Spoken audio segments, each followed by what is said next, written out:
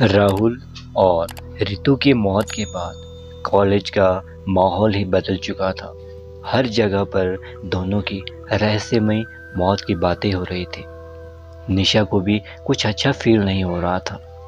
काश मुझे पता होता दोनों एक दूसरे से प्यार करते हैं तो कभी भी दोनों के बीच में ना आती। निशा अपने ख्यालों में डूबी हुई थी। कॉलेज के बाहर पार्क में बैठे बैठे शाम हो गई। चौकीदार के बार बार आवाज़ लगाने पर निशा अपने ख्यालों से बाहर निकली। थोड़ी दूर जाते जाते अंधेरा होने लगा। वो तेजी से भागने लगी। तभी उसे आवाज़ सुनाई दी, निशा रुको, मुझे भी तो घर जाना है। ये आवाज़ रितु की थी। डरते हुए निशा ने पीछे मुड़कर देखा तो रितु अपने सामान के साथ खड़ी थी। रितु बोली, तुम मुझे ऐसे क्यों देख रही हो? निशा को मानो यकीन नहीं आ रहा था।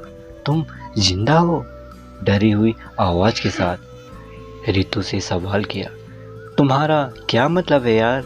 मैं तुम्हारे सामने खड़ी तो हूँ, जिंदा। अब यहीं खड़ी रहोगी या फिर घर भी चलोगी? निशा को कुछ भी समझ नहीं आ रहा था। अगर रितु जिंदा है तो फिर राहुल का खून? निशा ने खुद को ख्यालों से घेर लिया था। रितु, तुमने मुझे कभी नहीं बताया कि तुम राहुल से प्यार करती हो। प्लीज़ मुझे माफ़ कर दो। दोनों बातें करते हुए जा रही थी। इतने दिनों तक तुम थी कहाँ? जवाब नहीं मिला तो निशा पीछे मुड़ी और रितु वहाँ पर नहीं थी। निशा अब और ज़्यादा डर गई थी। उसे यकीन हो गया था कि वो रितु की आत्मा थी। राहुल की तरह शायद आज ये मुझे भी मार डालेगी। ये ख्याल और ज़्यादा डराने लगे। निशा जल्दी आओ। इस बार आवाज़ राहुल की थी। निशा अब रोते हुए अपनी जगह बैठ गई। प्लीज़ मुझे माफ़ करो, मुझे जाने दो। सजा तो तुम्हें ज़रूर मिलेगी। राहुल की आवाज़ निशा को डरा रही थी।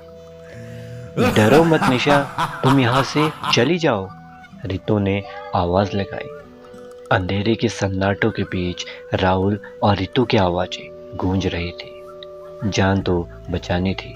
निशा उठी और वहाँ से भागने लगी। निशा को अपनी मौत पक्की लग रही थी। निशा को दोनों की आवाज़ें लगातार डरा रही थी। निशा तेजी से भाग रही थी। तभी एक पेड़ से टकराकर गिर गई। जख्म गहरा था, खून बहने लगा। तभी रितु उसका बहता हुआ खून पीने लगी। दर्द इतना था कि निशा कुछ भी नहीं बोल पाई। सामने से राहुल भी निशा की तरफ आ रहा था। राहुल का सिर उसके हाथों में था। ये सब देखकर निशा अब बेहोश हो गई। निशा की आवाज़ सुनकर उसके मम्मी पापा दौड़ते हुए उसके रूम में गए। निशा अपने बेड पर सिर जमीन की तरफ उल्टा किए लेटी हुई थी। शायद वो रात को राहुल और रितु को याद करते हुए सो गई थी। दरवाज़ा भी लॉक नहीं था। चेहरे पर पानी का छींटा मारा तो निशा ने आंखें खोली। उसने अपनी माँ को जोर से गले लगाया और रोने लगी। फिर बीती रात वाले डरावने सपने के बारे में बताया। तो बस इतना ही। हमेशा की तरह अपना प्यार देकर मुझे सपोर्ट ज़रूर करते रहे।